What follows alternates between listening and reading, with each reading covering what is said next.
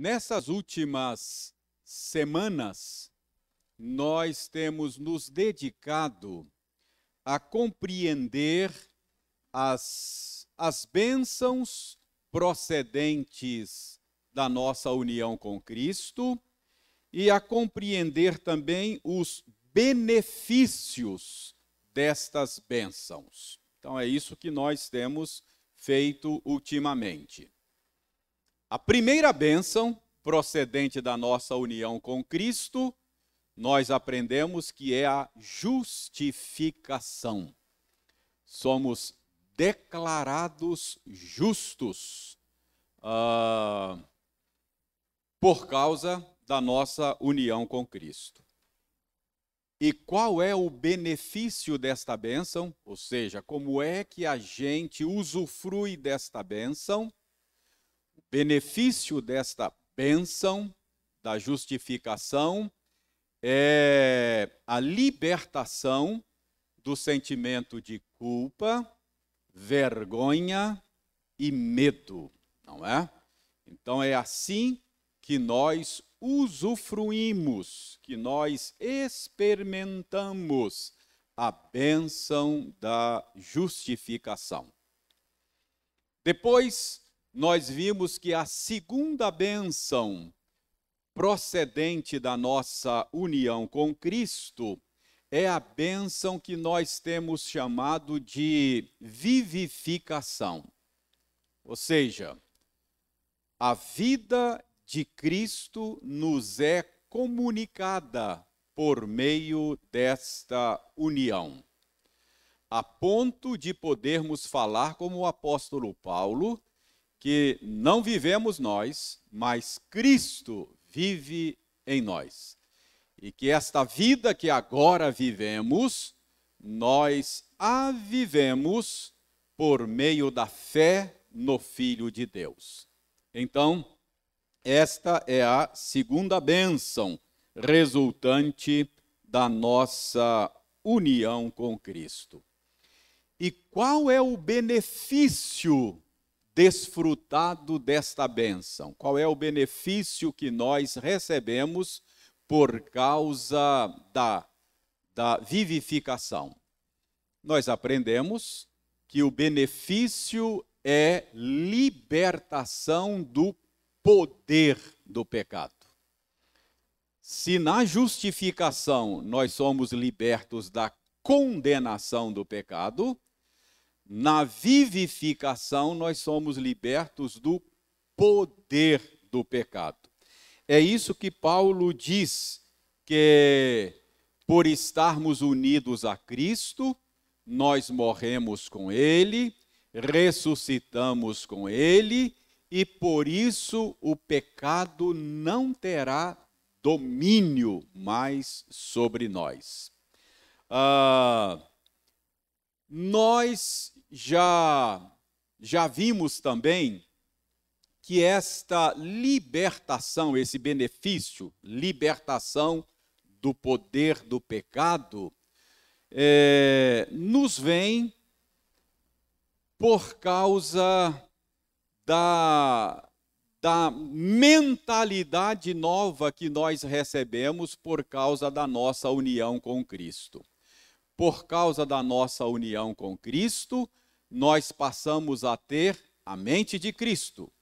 Passamos a ter um novo entendimento das coisas. E vimos também que passamos a ter o que eu chamei de um novo paladar moral, um novo paladar espiritual. Então, o pecado não pode mais ter domínio sobre aqueles que estão unidos a Cristo, porque estas pessoas passam a ter um novo entendimento das coisas. Eles passam a reconhecer a natureza maligna, danosa do pecado. Passam a reconhecer a vontade de Deus como boa, perfeita, agradável. E passam a desejar a vontade de Deus passam a ser apegados ao bem e passam a detestar o mal. Então, por causa dessa mudança radical que acontece em nós, em função da nossa união com Cristo, o pecado não pode mais exercer domínio sobre nós. Mas eu chamei a atenção de vocês para o fato de que a união com Cristo, embora nos livre do domínio do pecado, não nos livra ainda da presença do pecado. Então, isso tem que ficar muito claro. Embora estejamos unidos com Cristo, embora tenhamos uma nova mente, embora tenhamos um novo paladar, o que impossibilita o domínio do pecado, nós ainda temos que conviver com o pecado, enquanto peregrinarmos por este mundo mau. Nós somos assediados pelo pecado, porque vivemos num mundo onde o pecado habita. Nós somos assediados pelo pecado porque Satanás e os seus anjos vivem em derredor procurando alguém para devorar. E nós somos assediados pelo pecado porque ainda trazemos em nosso coração resquícios da natureza humana decaída. Nós já somos essencialmente novas criaturas, mas ainda não somos totalmente novas criaturas. Então, por tudo isso, nós ainda temos que conviver com a presença do pecado. Livres do domínio do pecado, mas ainda não livres da presença dele. Nós vamos ter que conviver com ele até o final da nossa jornada. Irmãos, eu disse que hoje nós começaríamos a ver a terceira bênção procedente da nossa união com Cristo. E eu já até adiantei dizendo que é a bênção da adoção. Talvez eu cumpra a minha palavra, talvez não.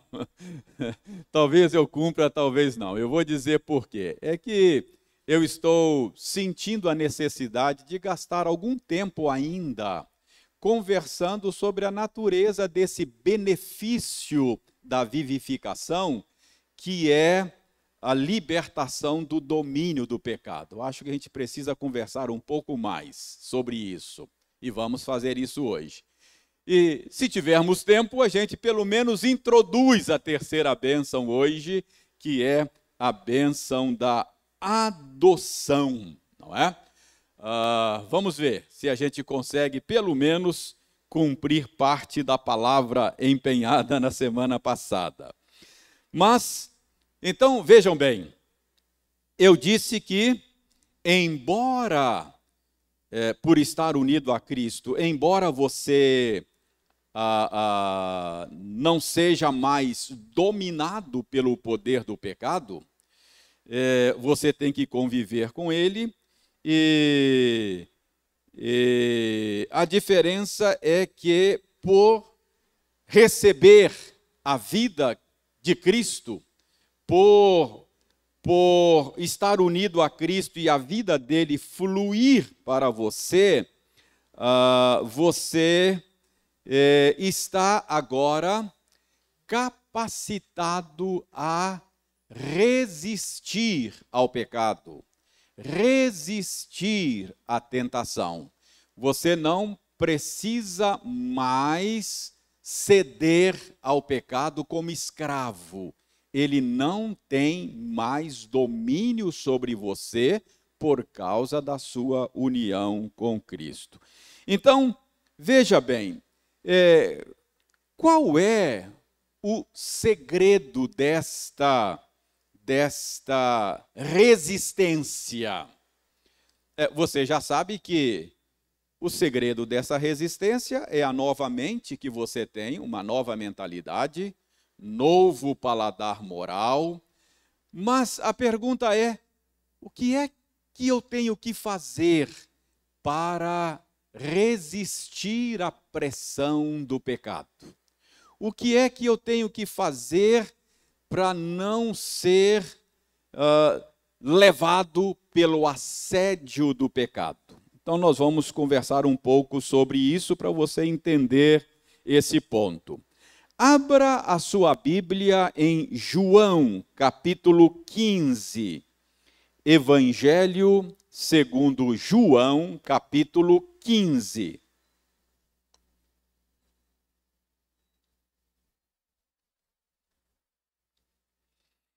Eu vou proceder à leitura dos versos 4 a 10 de João 15. Você acompanhe aí, silenciosamente, a leitura que farei. Essa passagem é útil para a gente responder essa pergunta: o que eu tenho que fazer para resistir às investidas do pecado?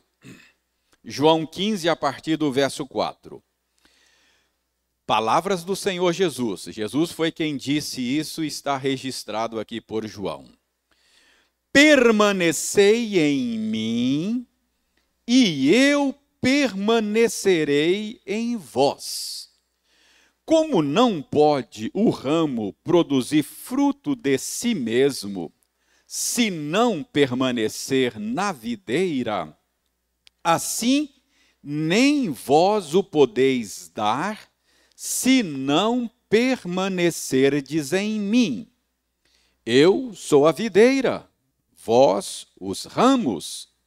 Quem permanece em mim e eu nele, esse dá muito fruto, porque sem mim nada podeis fazer. Se alguém não permanecer em mim, será lançado fora à semelhança do ramo e secará. E o apanham, lançam no fogo e o queimam. Se permanecerdes em mim, e as minhas palavras permanecerem em vós, pedireis o que quiserdes e vos será feito. Nisto é glorificado meu Pai, em que deis muito fruto, e assim vos tornareis meus discípulos. Como o Pai me amou, também eu vos amei. Permanecei no meu amor. Se guardardes os meus mandamentos, permanecereis no meu amor. Assim como também eu tenho guardado os mandamentos de meu Pai, e no seu amor permaneço. Então, até o verso 10.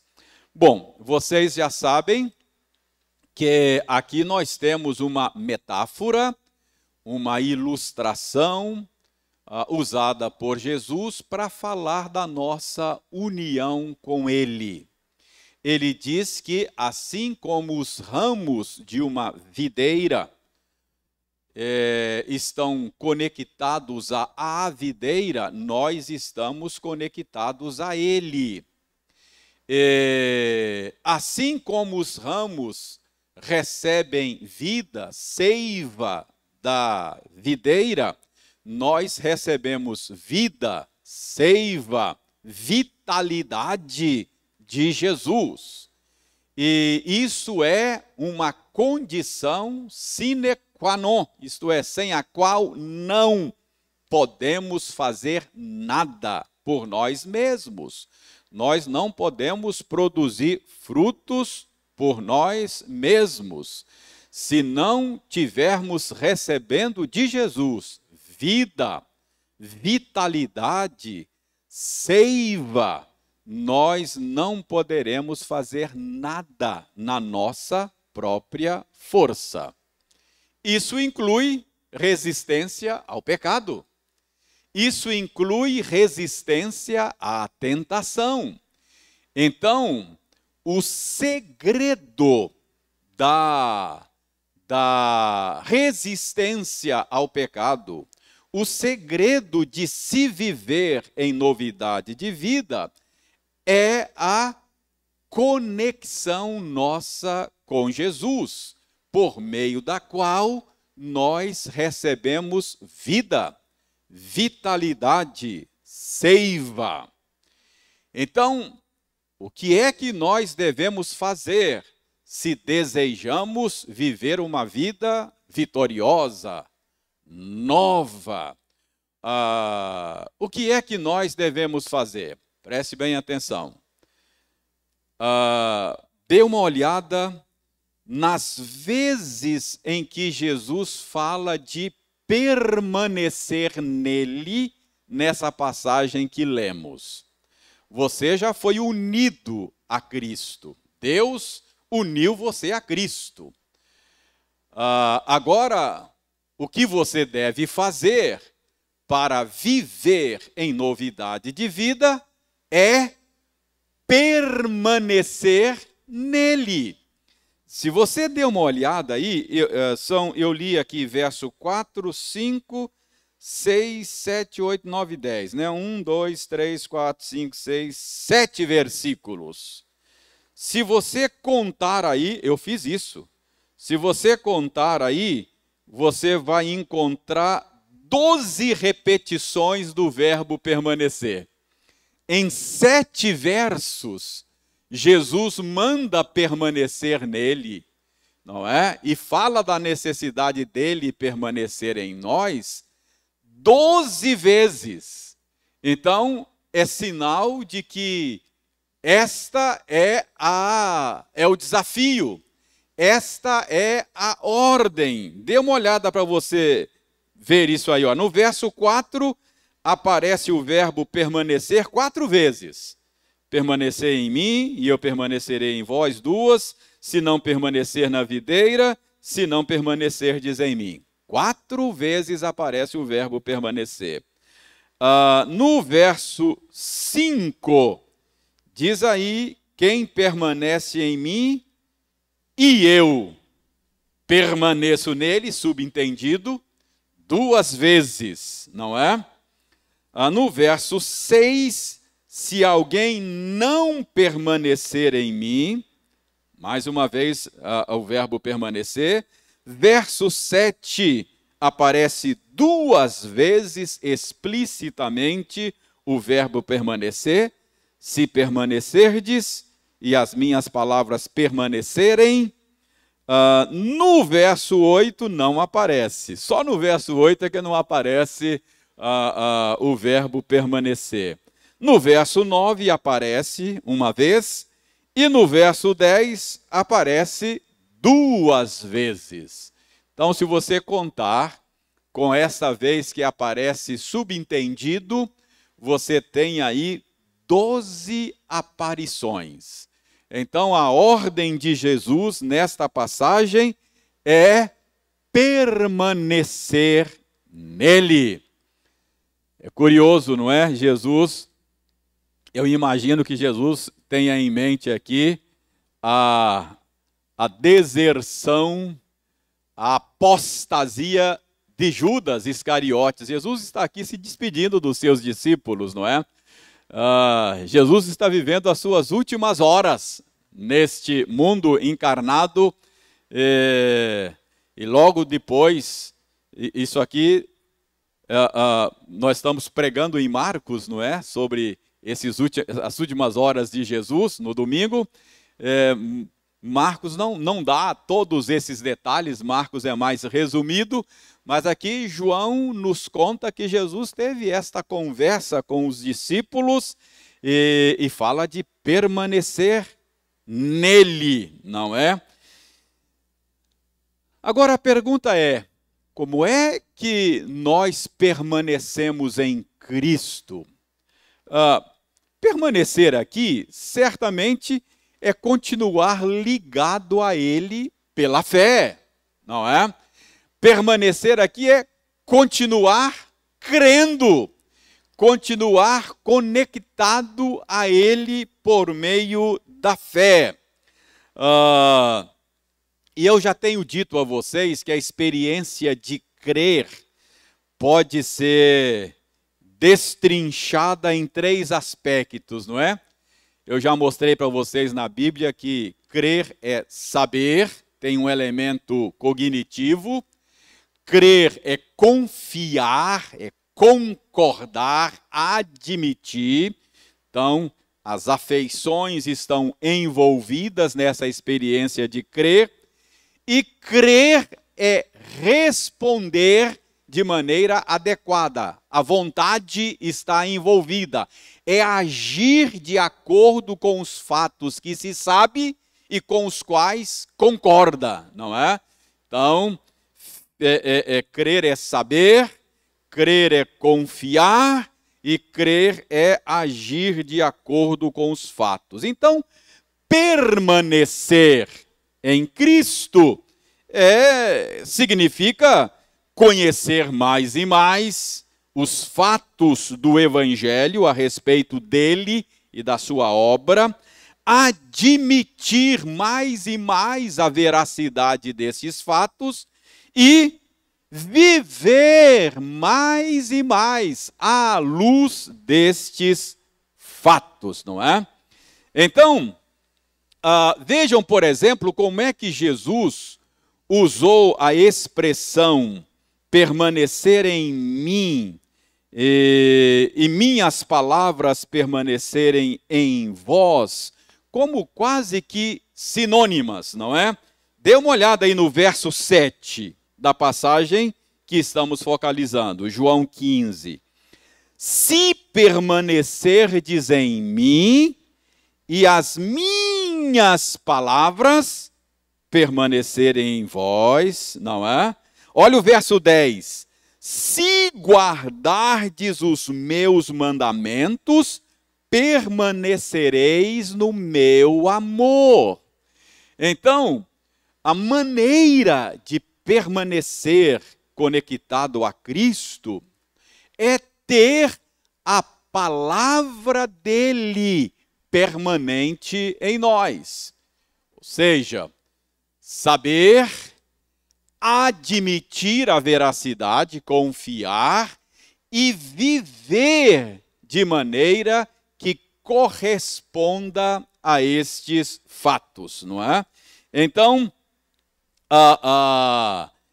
permanecer em Cristo é continuar crendo em Cristo, continuamente.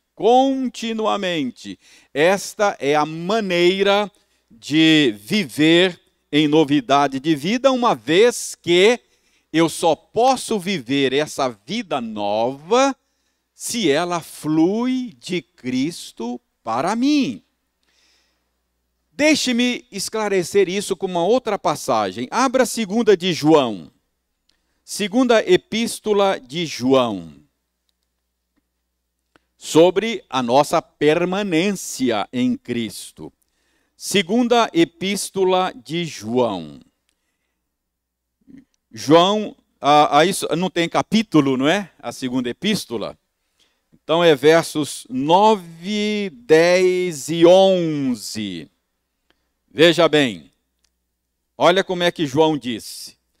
Todo aquele que ultrapassa a doutrina de Cristo e nela não permanece, não tem Deus. O que permanece na doutrina, esse tem tanto o Pai como o Filho.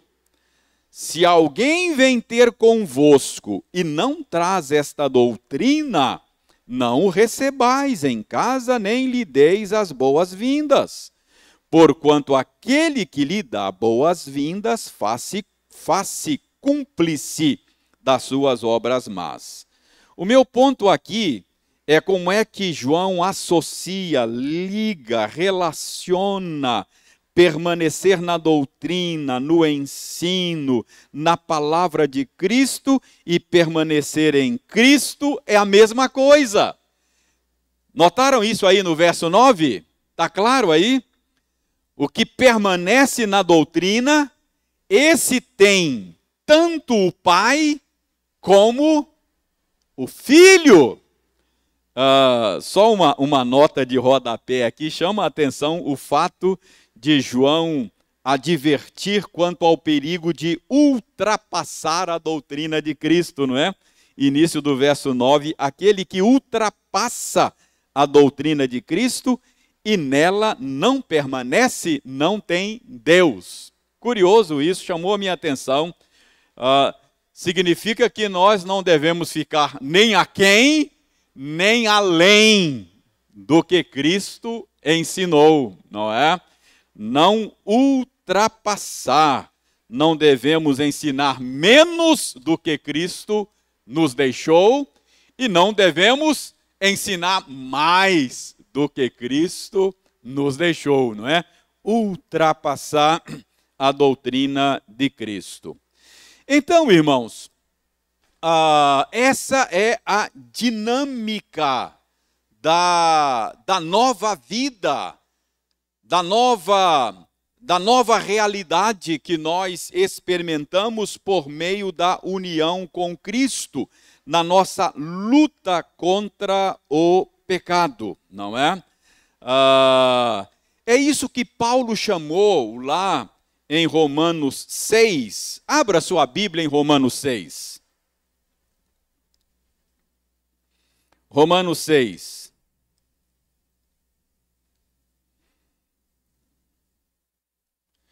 Verso 11. 11 em diante. 11, 12, 13 até o 14. Veja bem. Assim também vós considerai-vos mortos para o pecado, mas vivos para Deus em Cristo Jesus. O que é considerar-se morto para o pecado, não é? Não é fazer de conta, não é considerar aí não significa fingir alguma coisa que não é verdade. Considerar-se morto para o pecado é levar em consideração a minha união com Cristo. É viver à luz desse fato. Eu fui unido com Cristo e significa que quando Cristo morreu, eu também morri. Esse é um fato que eu sei, admito a veracidade e devo viver de acordo com ele. Então, isso é considerar-se morto para o pecado. É levar em conta, levar em consideração algo que Deus fez em Cristo. Eu morri com Cristo. Portanto, se eu cedo ao pecado, eu estou vivendo ou estou agindo de uma maneira que é incoerente, inconsistente com o fato que Deus realizou e no qual eu creio. Está claro isso? O que é considerar-se morto? Olha como é que Paulo vai explicar isso. Verso 12. Não reine, portanto, olha, esse portanto aí é uma conjunção conclusiva. Ele diz, você morreu com Cristo, portanto, não reine o pecado em vosso corpo mortal, de maneira que obedeçais às suas paixões. Você morreu com Cristo, portanto, você tem conhecimento disto, você concorda com esse fato, então viva de maneira consistente, coerente com esta realidade. O que significa viver de maneira consistente com esta realidade? Não ceder ao pecado, não é? É isso que ele está dizendo. Olha, verso 13. Nem ofereçais cada um os membros do seu corpo ao pecado, como instrumentos de iniquidade. O que Paulo está dizendo?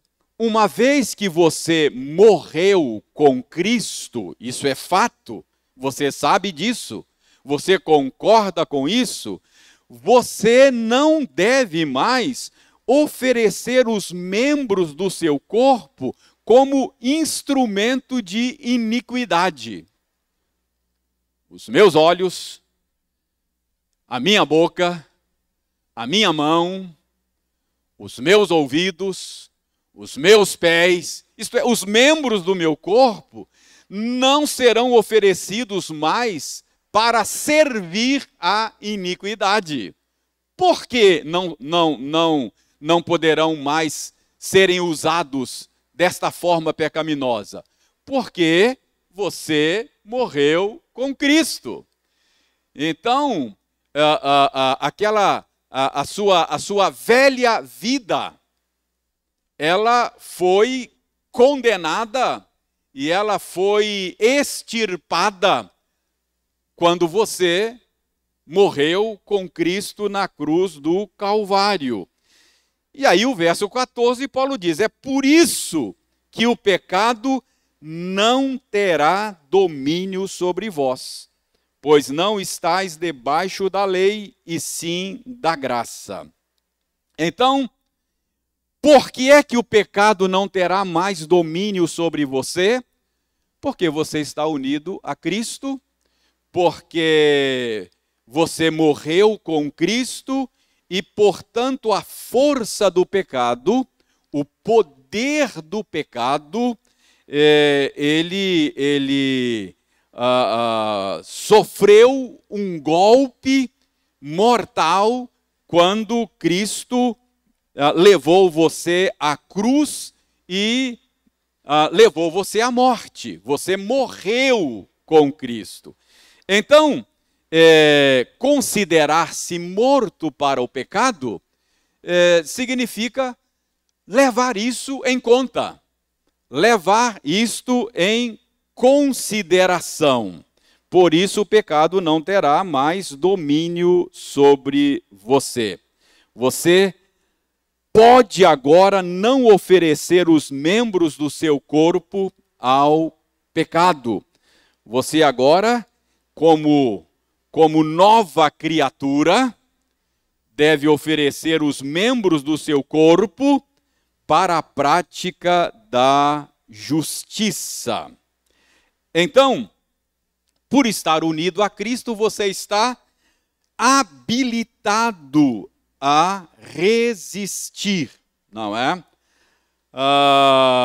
Abra aí 1 de João, capítulo 5.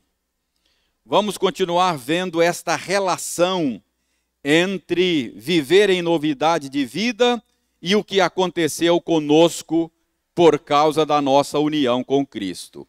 1 de João 5. Primeira epístola de João 5, verso 3, diz o seguinte: porque este é o amor de Deus, que guardemos os seus mandamentos. Ora, os seus mandamentos não são penosos. Preste atenção. A sua relação com os mandamentos de Deus mudou. Você agora tem uma nova mente, uma nova maneira de ver as coisas. Você tem um novo paladar. A vontade de Deus agora é boa, perfeita e agradável. Os mandamentos deles não são mais penosos. Não é? Você agora tem prazer na lei do Senhor. Por quê? Porque todo que é nascido de Deus vence o mundo. E esta é a vitória que vence o mundo. Qual é a vitória que vence o mundo? A nossa fé. Quem é o que vence o mundo, senão aquele que crer ser Jesus, o Filho de Deus?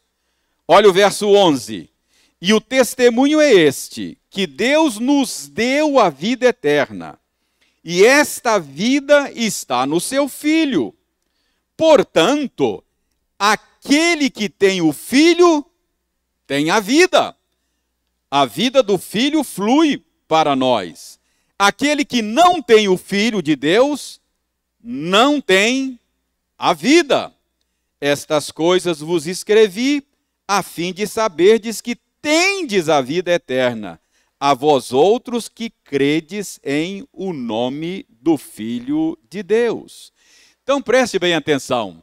Olha que João não fala no futuro, aquele que crê terá a vida eterna. Aquele que crê tem, é presente. Você já usufrui disso. A vida de Cristo já flui para você. E, portanto, porque você tem a vida de Cristo em você, você, por causa desta união com Cristo, você está habilitado a resistir ao pecado. Você vai dizer, reverendo, isso na teoria é muito bonito e faz muito sentido, reverendo. Entendi, estou conectado a Cristo, Ele é a vida, flui para mim, portanto agora eu tenho uma nova mentalidade, portanto agora eu tenho um novo paladar e eu posso dizer não ao pecado. Mas, reverendo, o senhor sabe muito bem que na prática, às vezes a coisa é diferente. Às vezes o assédio é tão violento, a pressão é tão grande, que eu não digo não ao pecado. Às vezes eu digo sim, eu cedo. Na prática, parece que a coisa não funciona bem. É verdade, irmãos, eu disse a vocês que a nossa união com Cristo não nos livra da presença do pecado, nos livra do domínio, do poder do pecado. Sabe qual é a explicação que a Bíblia dá para esses momentos em que nós cedemos e somos vencidos? A explicação que a Bíblia dá é que nós nos esquecemos de quem nós somos em Cristo. Abra a sua Bíblia na 2 de Pedro. 2ª Epístola de Pedro, capítulo 1.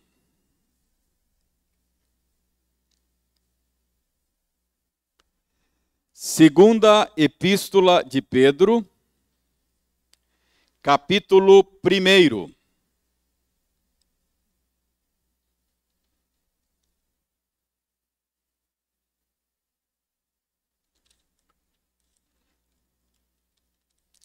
Deixa eu abrir aqui a minha Bíblia, capítulo 1.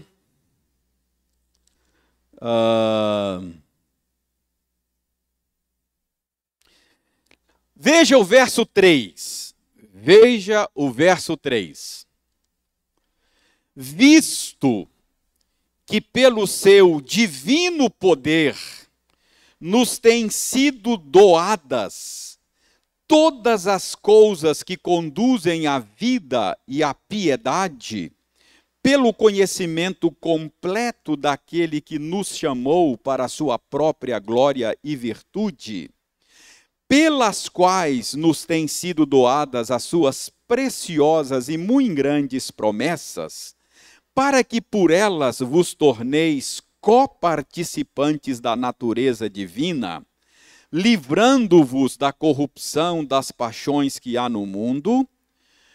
Por isso mesmo, vós, reunindo toda a vossa diligência, associai a vossa fé à virtude, com a virtude o conhecimento, com o conhecimento o domínio próprio, com o domínio próprio a perseverança, com a perseverança a piedade, com a piedade a fraternidade, com a fraternidade o amor. Preste bem atenção. Deixe-me ajudá-lo a ver o que Pedro está dizendo aqui.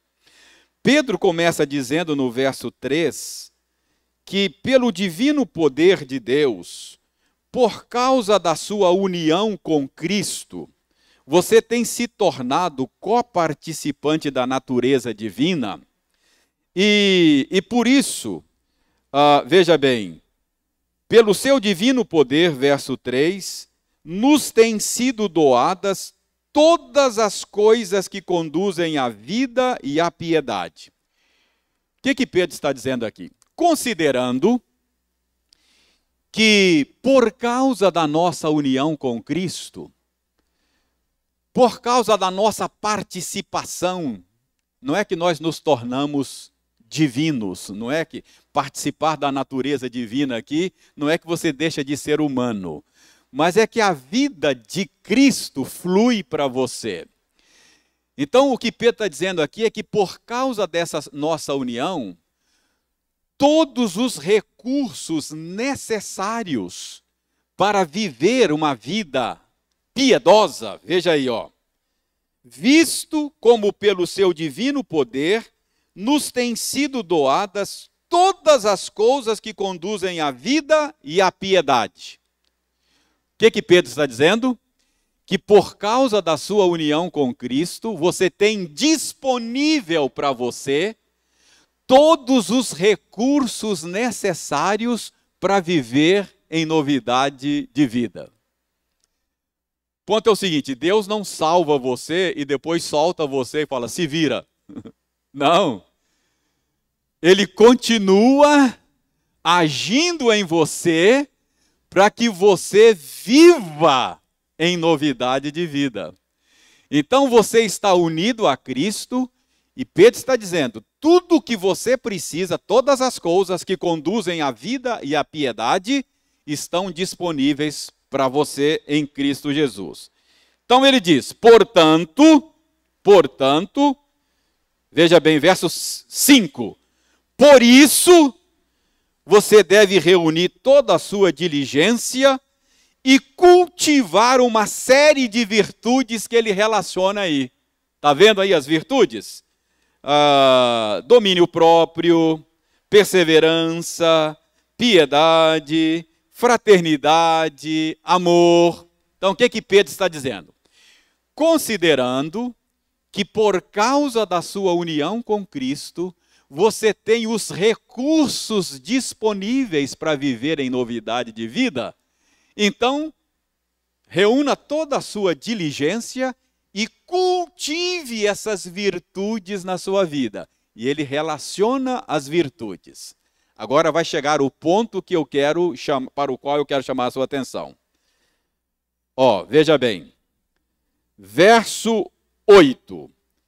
Porque estas coisas, isto é, estas virtudes existindo em vós, e em vós aumentando, fazem com que não sejais nem inativos, nem infrutuosos no pleno conhecimento de nosso Senhor Jesus Cristo. Agora o verso 9, Pois aquele a quem estas coisas não estão presentes, ou seja, aquele cristão em cuja vida essas virtudes não estão aparecendo, não estão sendo cultivadas, não estão aumentando, por que razão não está acontecendo isso na vida dele? Ele diz, é cego, vendo só o que está perto, esquecido da purificação dos seus pecados de outrora. A resposta de Pedro para a ausência dessas virtudes na vida do cristão, ele diz, são três possibilidades. Ou é cego, ou seja, talvez não seja cristão de fato, ou é míope, é cristão, mas está enxergando pouco, não é? Isso que ele diz aí, como é que ele fala aí? Eu estou falando míope aqui, mas não fala míope, não. Vendo só o que está perto. Ou ele é cego, não enxerga, ou ele enxerga, mas está com problema de visão, ou então se esqueceu de quem ele é em Cristo Jesus. Percebe? Então, em outras palavras, aquele em cuja vida essas virtudes estão ausentes, ele esqueceu-se de quem ele é em Cristo. Não é? Se ele não está agindo, vivendo em novidade de vida, ou ele é cego, ou ele está enxergando pouco, ou então ele esqueceu de quem ele é em Cristo Jesus. Então, a dinâmica da vida cristã, preste bem atenção, o que eu quero que você entenda aqui, é que a dinâmica da vida cristã, segundo as Escrituras, não é uma questão de força de vontade, é uma questão de fé. Permanecer em Cristo, lembrar dia após dia quem é você em Cristo, que você morreu com Cristo, que você ressuscitou com Cristo, que em Cristo todos os recursos estão disponíveis. Então, não é uma questão apenas de força de vontade. Mas, irmãos, aqui eu preciso ser cuidadoso. Quando eu digo que não é uma questão de força de vontade, mas de fé, eu preciso deixar claro aqui que eu não estou ensinando aquilo que ficou conhecido na história da igreja como quietismo. O que é isso? Eu explico. Se você nunca ouviu falar de quietismo, quietismo é o entendimento de que o cristão é passivo. Ele é inativo na dinâmica da vida cristã. O quietista é aquele que entendeu errado a sua união com Cristo. O quietista diz assim: já não sou eu mais quem vive, Cristo vive em mim, e eu não preciso fazer nada. Não há o que fazer. Logo, no meu processo de aperfeiçoamento cristão, não cabe a mim fazer nada.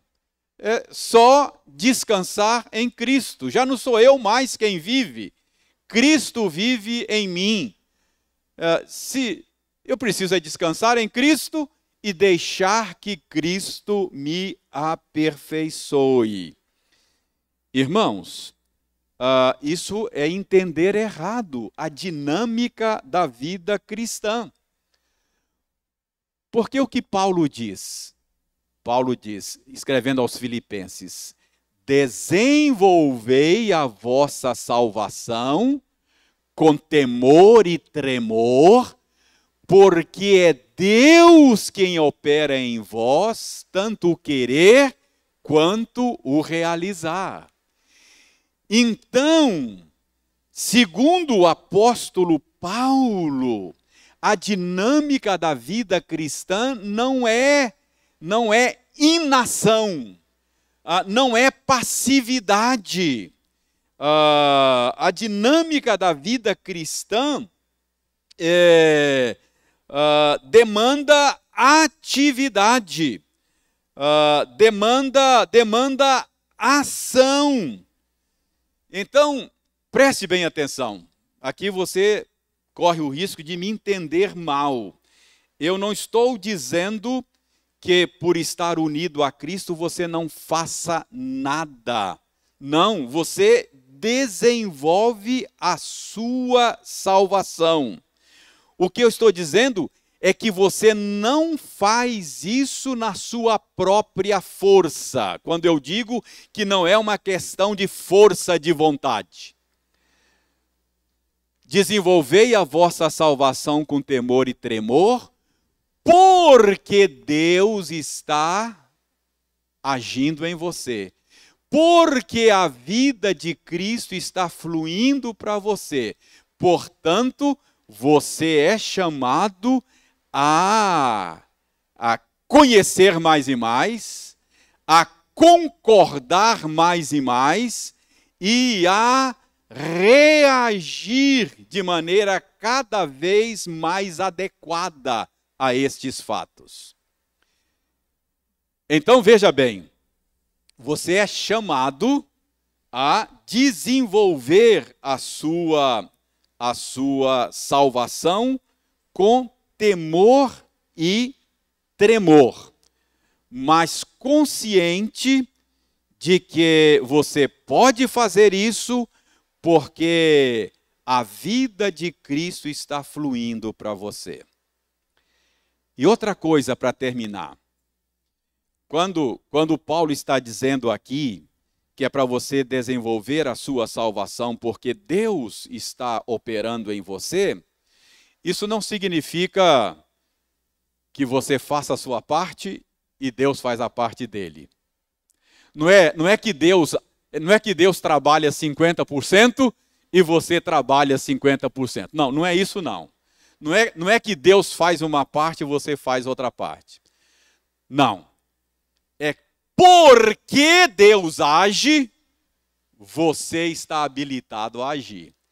A ação de Deus e a sua ação estão sobrepostas. Porque Deus está operando em você, lhe dando uma mentalidade nova, ajudando você a entender a vida agora numa nova perspectiva, criando em você um novo paladar. Porque Deus lhe deu o Espírito Santo, você agora está habilitado a desenvolver as virtudes cristãs na sua vida, a produzir o fruto do Espírito. Quem produz o fruto do Espírito? É você ou o Espírito? Os dois. Porque o Espírito trabalha em você, você produz esse tipo de coisa. Entendeu? São ações sobrepostas. Desenvolvei a vossa salvação, porque Deus está comunicando vida a você. Porque você está unido a Cristo. Então você está agora habilitado a viver em novidade de vida. Não fosse essa ação de Deus na sua vida, Paulo ia dizer: desista, você pode se esforçar o máximo que você puder, se quiser. Pode trincar os dentes.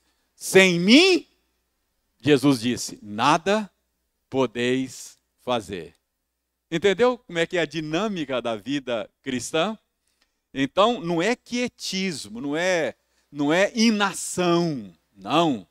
Você deve levantar a cada dia e dizer: Senhor, eu vou viver esse dia para a glória do teu nome.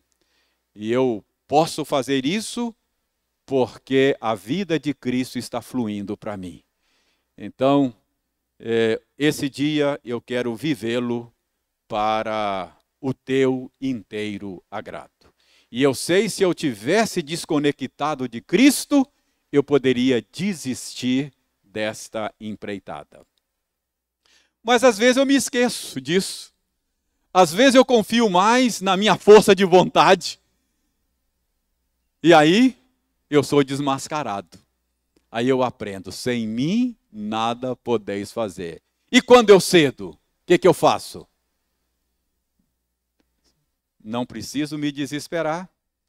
Eu preciso me lembrar que eu estou unido a Cristo e que em Cristo, qual é a primeira bênção procedente da minha união com Cristo?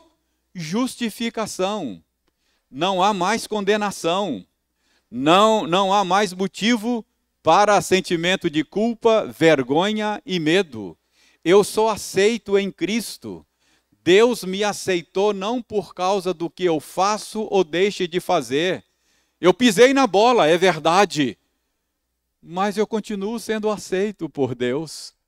E eu peço perdão a Deus. E eu continuo me esforçando na força que Deus supre para viver em novidade de vida.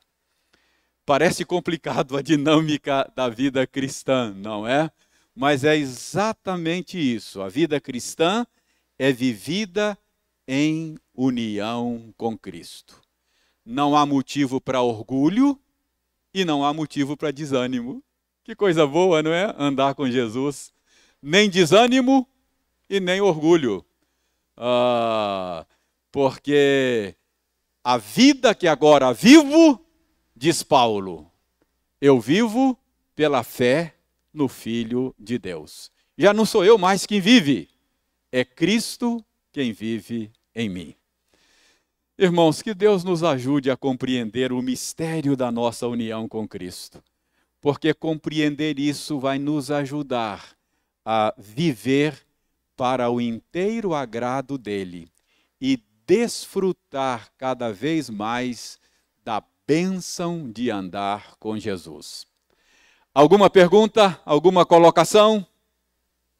Pois não, Jetro.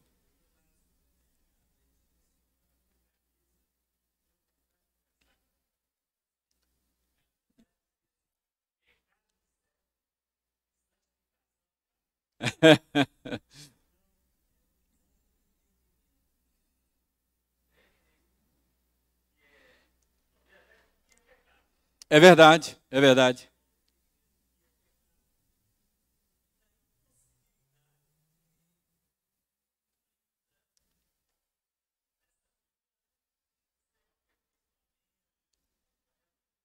É. Lutero usou a seguinte, falando da nossa vida, os seguintes estágios. É Lutero? Acho que é Lutero mesmo. Ou Agostinho, agora fiquei em dúvida. Mas vamos lá. Antes da queda, a condição nossa era: posso não pecar. Não é? Mas pecamos. Depois da queda, nos tornamos escravos. Depois da queda é: não posso não pecar. Mas uma vez unidos a Cristo, é: posso não pecar. Mas, lamentavelmente, ainda peco. Agora, depois que Cristo voltar e nós formos completamente restaurados, não posso pecar. Então, quando Cristo voltar, o pecado deixará de fazer parte da nossa experiência. Hoje somos livres do poder dele, mas nós seremos livres da presença dele depois que Cristo voltar. Por isso é que o cristão que luta todos os dias contra o pecado clama: Maranata, vem, Senhor Jesus, porque eu sei que, enfim, não experimentarei mais o desprazer de pecar contra o Senhor. Mas é isso, vamos ficar em pé, vamos orar e agradecer a Deus a bênção de estarmos unidos a Cristo. Fiquei devendo, semana que vem a gente começa então direto em adoção. Obrigado, Senhor, porque embora tenhamos que conviver com a triste experiência do pecado, embora tragamos ainda em nossa experiência resquícios da natureza humana decaída, nós sabemos que por causa da nossa união com Cristo, nós podemos viver de maneira vitoriosa. Obrigado, porque em Cristo somos mais do que vencedores. Senhor, perdoa-nos, porque às vezes a nossa visão fica turva, nós não enxergamos direito quem somos. Às vezes nos esquecemos de que estamos unidos a Cristo. Às vezes cedemos ao assédio do pecado, para a nossa tristeza, para a dor do nosso coração. Ó Senhor, mas muito obrigado, porque a despeito de tudo isto, nós estamos seguros em Cristo e nada pode nos separar do teu amor que está em Cristo Jesus. E isso nos encoraja, isso nos estimula a viver de maneira agradável aos teus olhos. Portanto, Senhor, ajuda-nos a nos lembrar sempre de quem somos em Cristo Jesus. E ajuda-nos a viver de maneira coerente, consistente com a realidade do que somos. Em Cristo somos novas criaturas. Portanto, queremos viver em novidade de vida. Nós oramos em nome dele, Jesus. Amém.